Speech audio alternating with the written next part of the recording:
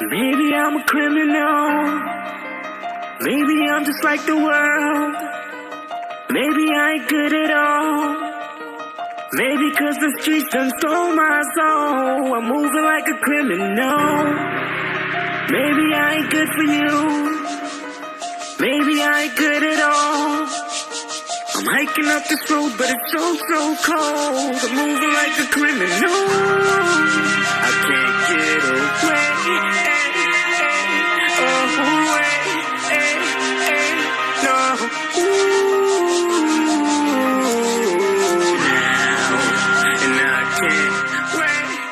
Right now I'm going to meet my little brother, Troy Reed.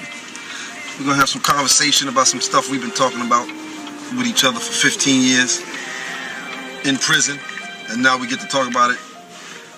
I get to talk about it as a free man. Maybe I'm just like the world. Maybe I ain't good at all. Maybe 'cause the streets done stole my soul. I'm moving like a criminal. What's going on? Do you mind taking me on a tour exactly of where it happened, how it happened? No. You know, and kind of walk me through it.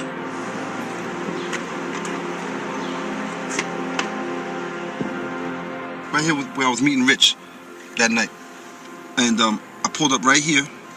He got into the van. He got into the van right here, and once he got into the van, I knew I had to lock. I locked the doors, and as I was pulling off, I was asking him.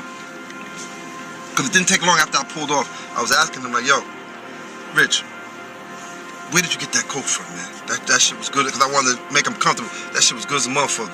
He's like, I got it from my connect. I said, oh, yeah. So from there, I knew he was lying. I turned to my little man. I gave him the nod.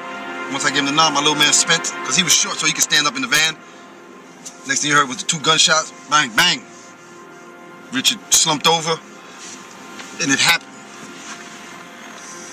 It happened right here. It happened right here. At this light. At this light, it happened. I'm saying, in my mind, I'm saying to my little man, yo, he's dead. He's done it. He just got hit with a .357. Twice. The only sound I heard was, him releasing his breath. His last breath. So I'm assuming that he's dead. And I need to find a place to put his, leave his body without anyone seeing me and seeing the van or just, so the only place I can think of and just driving it, and it's just so funny. I'm saying City Island, but I'm not even sure if I wanted City Island, but I just knew I wanted to get off the streets and get onto a highway. How did you feel? Was you mad? Was you angry? Like, what was going on in your head? I was very mad. I just killed a nigga that I loved, a nigga that I was getting money with, a nigga that I called my brother.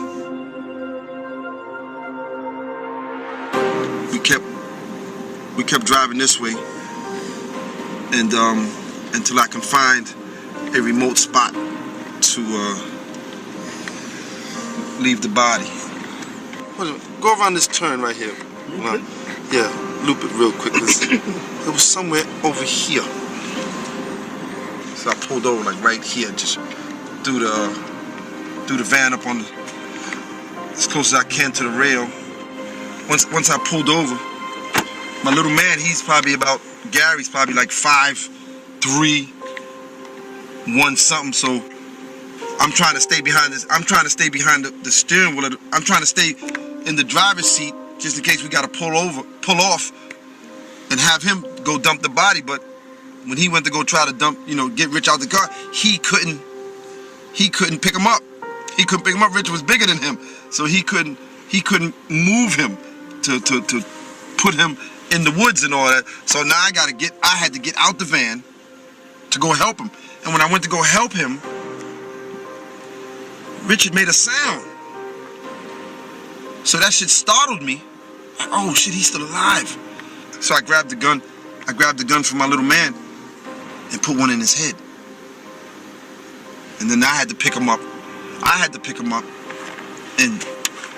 And dump him in the woods and leave his body.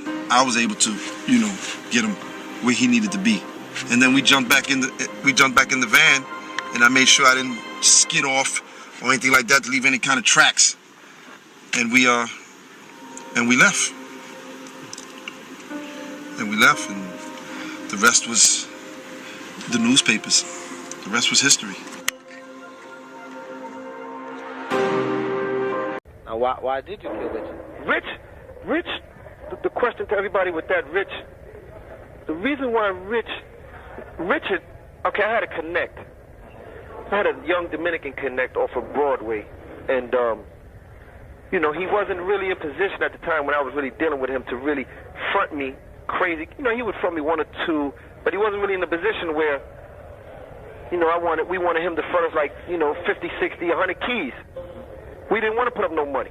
We want you to front us, and we'll pay you when we, you know, get the drugs. Or if we got 100 from you, we'll put up some of the money and we'll pay you the rest. You know what I mean? Right. Well, we don't have to go in the stash for our money. So my connect wasn't in position at the time like that, and Richard was dealing with his connect that he met when he did that year in prison. He met a connect when he did that year in the Bronx house. Okay. So this kid was hitting him lovely, but then it stopped. The kid caught a dry spell. Since you ain't got nobody to get no drugs from, deal with my man, he'll give you a good price, and the money I'm bringing from out of town, you know, we'll hit him, and when he starts fronting us the drugs, you let me know. Because I had other connects, I had like 2 or 3 other connects that I was able to deal with too. So the time came where he was going to start fronting us the coke. Okay. But I was out of town. Since I was out of town, he wasn't able to catch up to me. It was easy for him to just deal with Rich.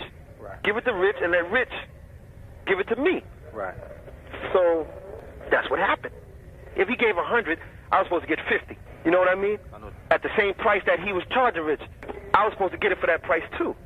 Right. But before this came along, I was already dealing with Rich with his connect. So if his connect was charging whatever, I didn't have no problem with Rich making $1,000, $2,000 off of me, because I was coming to spend $300,000-$400,000 with him.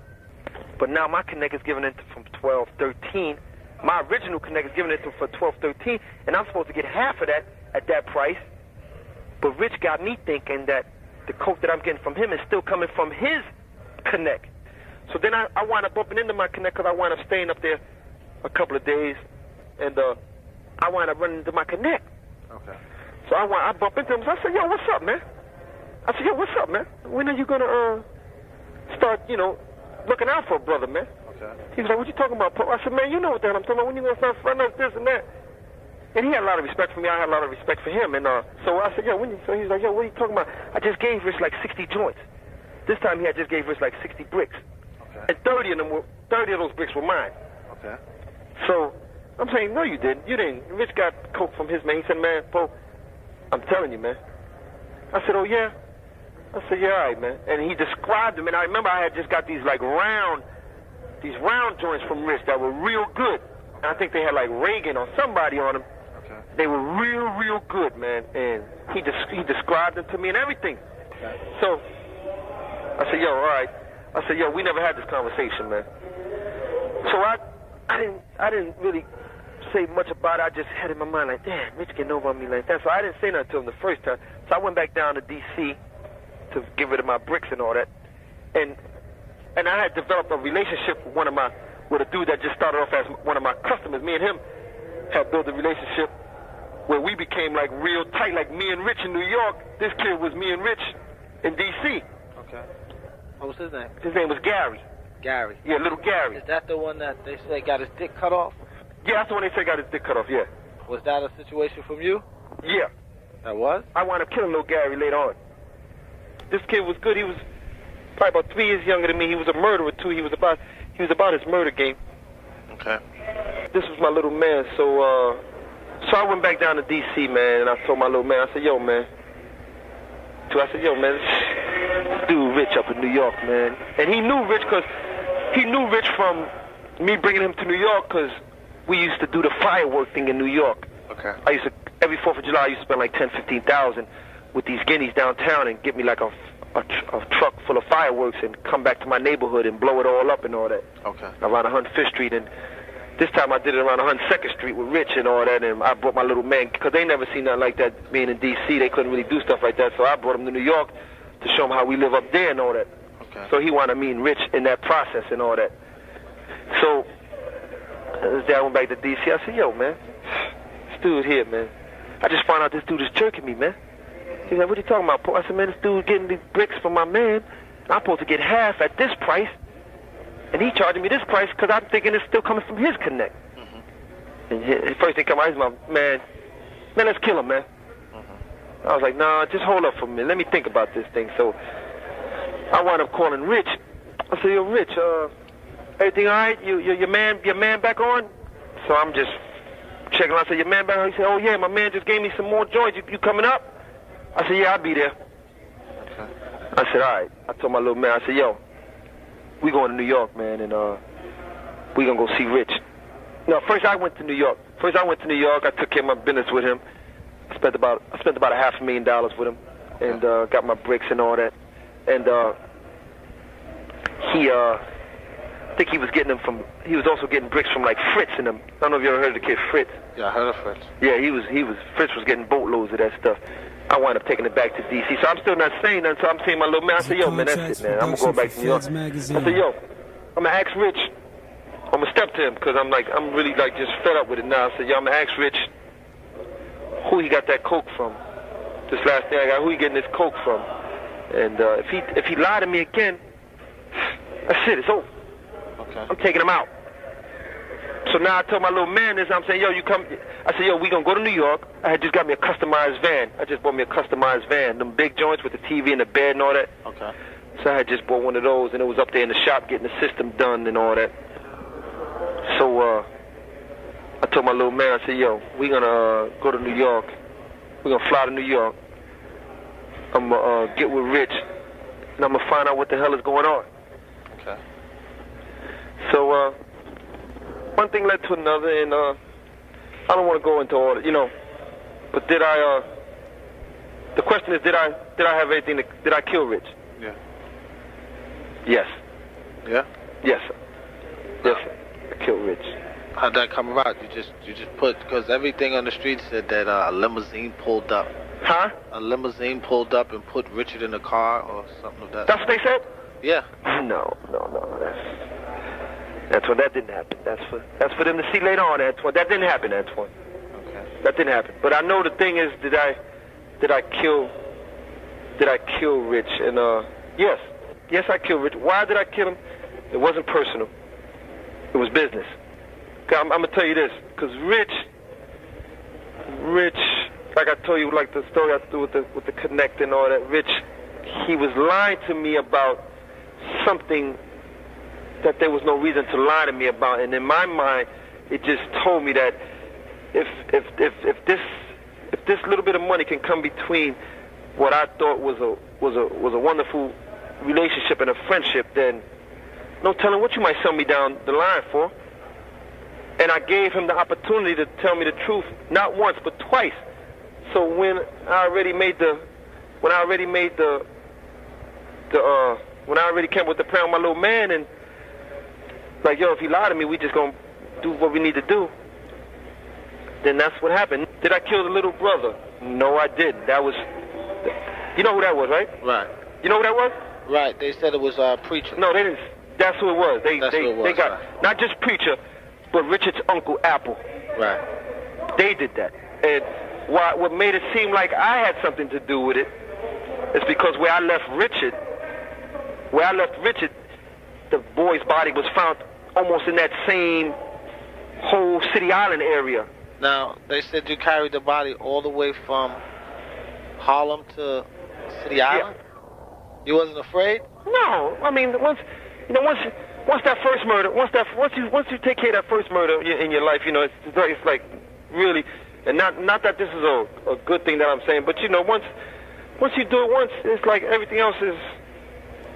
No, I wasn't afraid. No, the answer to that, no, I wasn't. No, I wasn't afraid. I mean, I was doing what I had to do, Antoine. Okay. Definitely got killed in that area, and his body was definitely taken up to around City Island. Okay. He got hit twice. It was just yeah.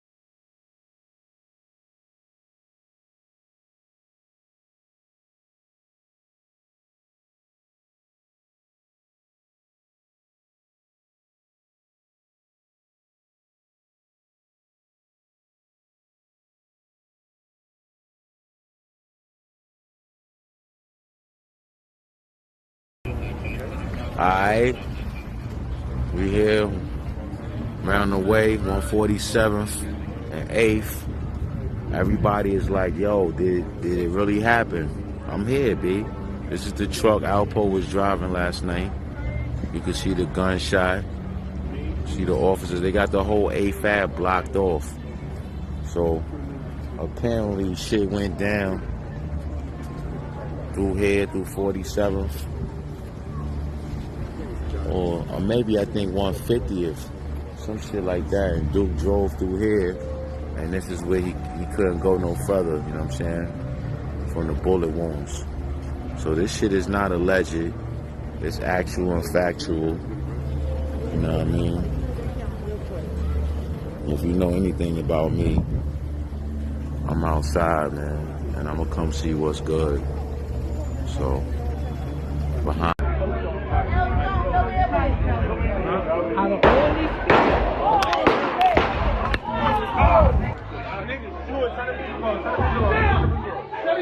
Shut it down. Shut that shit down, man. Shut it down. Niggas bugging, bro. Niggas just start hitting you, right?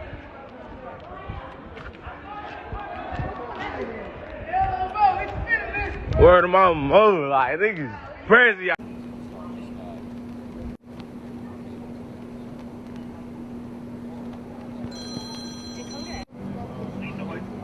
As long as they can.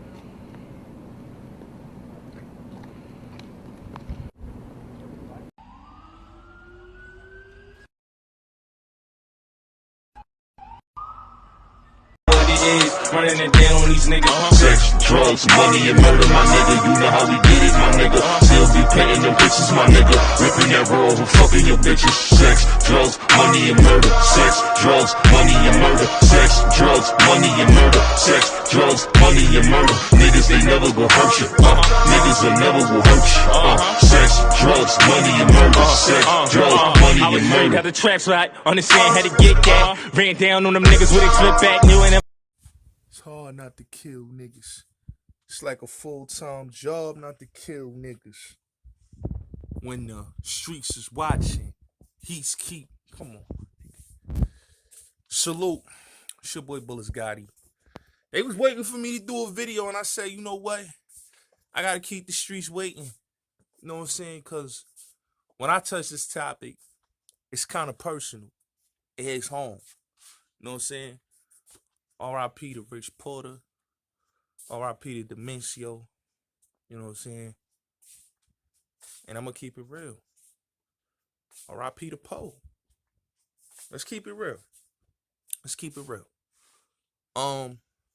So since the news broke, you know what I'm saying, about Poe, you know what I'm saying, getting caught lagging out there in Harlem, it's crazy, you know what I'm saying? It's all over social media, YouTube, Instagram, Facebook, Clubhouse. They had a whole bunch of rooms in Clubhouse talking about it. But here's the deal, right? So, you know, I was, let me tell you something. I woke up late. You know what I'm saying? I woke up late. I'm not going to lie. I woke up late. So when I woke up, right, I'm going to keep it real. I saw all this thing, my DMs was blowed up. I saw niggas saying, yo, Poe, R.I.P., Poe, yo, nigga, Poe dead. I'm like, so I went to Clubhouse, and I'm seeing a room saying, Poe, R.I.P., Poe dead, Alpo dead. I'm like, what the fuck are these niggas talking about? They clickbaiting? So I went on YouTube, typed it in, boom, boom, boom, boom, boom. I see a video, truck, then I look, it's a news article. I'm like, oh, shit. They murdered son. I'm like, oh wow, that's crazy. It surprised me, but it didn't surprise me because I'm not gonna lie, I had a conversation with my pops and we was talking about son, right? And I was talking about him again with my moms and my pops, like around September, around the summer. And we was having that conversation about son. And I was showing them the video, like, yo, just a matter of time, niggas gonna catch up to him. My pops was like, yo. Last time he came to the crib and we was talking, he was like, yo. He said, yo, they gonna get boy. He told me that straight up. He said, yo, they gonna get boy. He said they just waiting. They gonna get boy. You know what I'm saying? Then when I heard like how he got caught up, he went to the lounge. It was a party they was having. And he was on 151st at a lounge up there. So he got shot on 151st and then he crashed his car and died on 147 trying to get away. So the crazy thing about the situation is that I'm going to keep it real. Alpo was doing too much. For a nigga that niggas knew he was outside. Niggas knew how he was moving. You know what I'm saying? And I'm not going to sit here in front and act like, oh, niggas was... Listen, all the tough talk I'm hearing, all the niggas celebrating, yo, KR, you know, and all this shit, niggas are talking crazy, right? But here's the thing. Where was the energy at when son was alive? You didn't hear no energy from none of these niggas. Like, none of these niggas. I'm talking about from the YouTube niggas. Only ones like Hassan said, it was only King Erna and my big bro Hassan. That was the only dudes that was giving energy, and even myself, because I was even talking about son on my video. My first video that blew my channel up was actually a video talking about how niggas allow him to come to the Apollo. Like, that's how I felt. You know what I'm saying? And that got reposted. Also, all my videos talking about him got reposted. Shout out to Pat Porter and her daughter. You know, shout out to her. You know what I'm saying? They, you know, she reposted the video on Instagram. So what niggas don't understand is like, you know, a lot of niggas is hurt by what he did. They don't got nothing to do with like that back in the day shit. Niggas is just mad because you do a video, right? And I'm talking about the one where he had the Sherlin on, right? You do a video, the video get leaked. And I did a video on this about what Trey Reed came out and apologized. The video get leaked.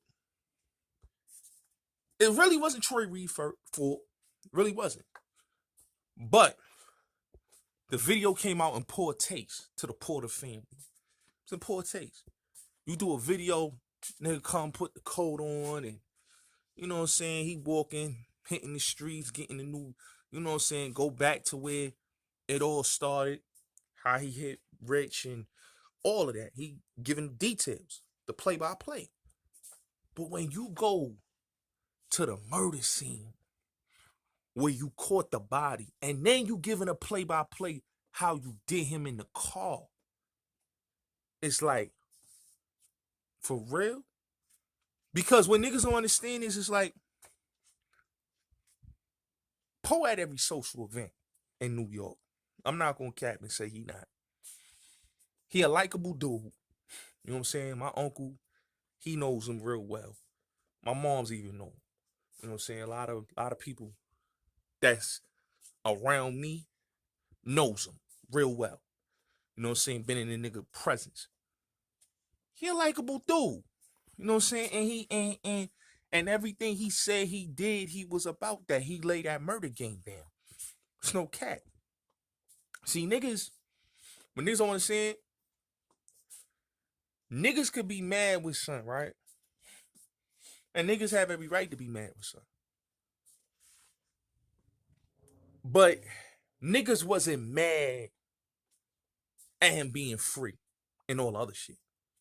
Niggas was mad about, yo, this nigga did a whole video and it was like out of poor taste to the nigga, to Rich's family. It was out of poor taste. Like you go to Orchard Beach and then you go give a play-by-play for your documentary.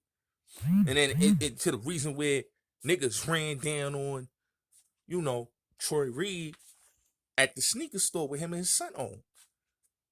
To the point where niggas gotta put pressure on you to make you take the video down. Cause a nigga doing some crazy shit, basically getting you in some issues.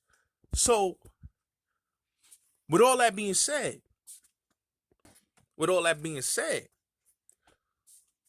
the nigga did what he did. You know what I'm saying? And I'm not gonna lie. You know, niggas ain't had the energy that they supposedly saying right now. Because a lot of niggas talking that talk on Instagram and talking that talk on Clubhouse and talking that talk on YouTube. But I'm gonna keep it real. Was y'all niggas really talking that talk when he saw some of you rappers, some of you other niggas, you party promoting niggas, you wanna be street niggas? When he saw y'all niggas in the club, y'all wanted to take pictures, y'all was smiling with the nigga. Y'all ain't had no energy when y'all seen him in person. But now that y'all on, you know, he dead and gone now, niggas want to talk that shit. It's what it is. You know what I'm saying? Like, and it ain't even a defending nigga. Cause I feel like what the nigga did is he should have been respectful to the Porter family and not even relive that or even go back to the scene where he did that. You said what you said with Antoine Clark. See, but a lot of people don't understand. He already said what he had to say with Antoine Clark and Troy Reed the first time when he did the interview with them for Fed Magazine and for the Game Over documentary. So for him to go back and do it and read and just go back now as a man that's not incarcerated and try to, like, you know, flex like he did in that documentary, it pissed a lot of niggas off. It rubbed niggas the wrong way. You know, now it's like, oh, now you taunting niggas. It's just like, I'll give you a perfect example, right? The nigga G, right? That had killed, that murdered Big L, right? Now, it's alleged, and it was confirmed to me through some reputable OGs. But like they told me, he was coming around, taunting, being disrespectful. And people felt some type of way about it. Now, like I said, if you going around taunting and being disrespectful, you know, niggas gonna feel some type of way. You coming outside and, you know, violating, yeah, niggas gonna lay on you. You know, like, I was had a conversation when I told my mom, she was like, she was like, you know, cause she really was close to Rich. She know Rich like this. So when she heard it, it really didn't. She really didn't feel no type of way about it because she really don't care for the nigga. So she, like she said, she like, you know, and even when I showed her the thing, she felt some type of way, like, yo, they should have been got, like she said, they should have been got. She said, like, yo, they should have been got that nigga. You know what I'm saying? And that came from a place like, oh, you know, this nigga, you know, he tried to, like, be real cocky and disrespectful. And like my pop said, we had a conversation. He said, yo, niggas just waiting. You know what I'm saying? Let him get comfortable. And he got too comfortable. You know, and even a nigga HGX say, yeah, let him get comfortable. Like, when I heard niggas say that, let him get comfortable, and it didn't resonate to me. And then when I seen what happened, it's like, yeah, he got too comfortable. You know what I'm saying? He got too comfortable. And when you get too cocky and you get too comfortable, this is what happens. You know what I'm saying? Now, for the niggas that's talking greasy, y'all niggas is out of pocket. Because y'all didn't have that same energy when the nigga was stepping a lot of y'all niggas and correcting y'all niggas and taking pictures with y'all niggas and G-checking y'all, and y'all had different type of energy. You know what I'm saying? Like, you gotta realize, this nigga Paul wasn't going outside. You know, like, I couldn't understand how, like, you know, every time I talk to people and people be telling me, yo, son be strapped up. A lot of my OGs, they be telling me, yo, we see him, he be strapped up, vest up, all that. He be, you know, real right, like when he come out. So for him to come out like that, he got caught lacking. And then to hear the time that he got caught lacking, 3:21 in the morning, like 3:21 a.m., man. 3 in the morning. Like, you in Harlem, it's Halloween Eve. You know niggas is trying to catch a nigga that they got issues with on Halloween. You know what I'm saying? And it's the eve of Halloween. Like, you know niggas trying to catch a nigga. So to hear that was like crazy. But like I said, it gives me all type of, because you gotta look at it, right? Harlem is a place, man, when you do something to niggas, it's like niggas is like, they wait on you. It's one thing about Harlem. Like, when you kill somebody that's beloved in Harlem, they ain't gonna get you. You know, like, you know how other people, they get you, but they wait on you. And it's like, you know, Poe not the only one. Like I said, you know, you saw the situation that happened with G, you know, the dude that killed Big L, you know. You saw what happened you know, Pop Lottie, you know, and many others. Like, you know, when niggas catch you, they catch you. You know, they catch you. And in Poe situation is, he should have left that subject alone. Should have not torn it, niggas. I think while him taunting the Porter family by doing that video, and it wasn't his fault, and it ain't Troy Reed fault because it got leaked. But if they'd have did that some other time, let all time, you know, when nobody cared about it, and they could have waited till it dropped and it released, and then, you know, it'd have been, you know, cool. But because he, you know, it was released like the way it was, and it went viral, crazy, it's like it made niggas feel some type of way. I'm gonna keep it real. Dude always was outside. Always. Always. You know what I'm saying? And I get this from everybody, my OGs, out of my family members. They'll tell you, son always outside. You know what I'm saying? He'll be outside with a foreign car, or he'll be outside incognito, just like you seen he got killed. He was in a pickup truck, my nigga. He wasn't in no type of foreign. He was in a pickup truck. So that right there just, you know what I'm saying, just show you how he was moving. But it's a crazy situation. You know, it's a crazy situation. He, you know, he a big topic. You know what I'm saying? Just being a nigga from Harlem, you know what I'm saying? What he did in the streets and his story. And it's a lot of legends coming from Harlem, but he's a likable dude, right? If you know, you know. You know what I'm saying? He's a likable dude. And a lot of dudes will front and say, nah, man, I ain't fuck with that nigga, but that's a myth. A lot of niggas fuck with him. A lot of industry niggas. A lot of, you know, street niggas. A lot of them fuck with him. You know what I'm saying? His story was his story. To keep it real, what he did was out of pocket. You know, when you know, do that to a grieving family, right? Where you know this man got a son, a daughter, you know what I'm saying, niece, cousins, nieces, cousins, you know what I'm saying, niggas that loved them in the streets. And this was somebody that you loved in the streets. And then you go on camera and you go back and you revisit this shit, go back to the scene. How you think that made niggas feel? Like, niggas wasn't worried about nothing else. You know what I'm saying? You did what you did. Niggas wasn't worried about that. But when he went and did that, you know what I'm saying? It's like, oh, okay. We see what he doing. You know? But I didn't, when I looked at it, I didn't think it was going to happen the way it did. You know what I'm saying? I didn't think it really was going to happen like how it happened. You know what I'm saying? Nigga, 3 in the morning. Like, I thought it was a fake clickbaiting story. When I see all the RIPs and then I see everybody posting, I'm like, oh, what the fuck? You know what I'm saying? It bugged me out.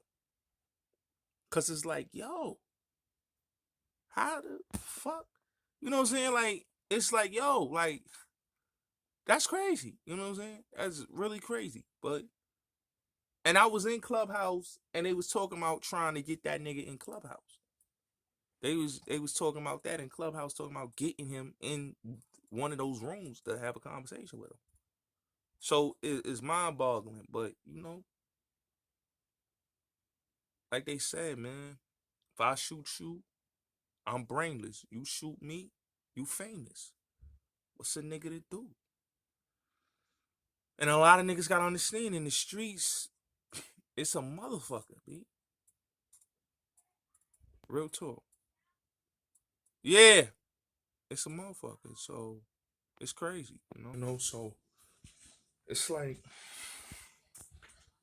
it's a crazy situation, man. You know what I'm saying?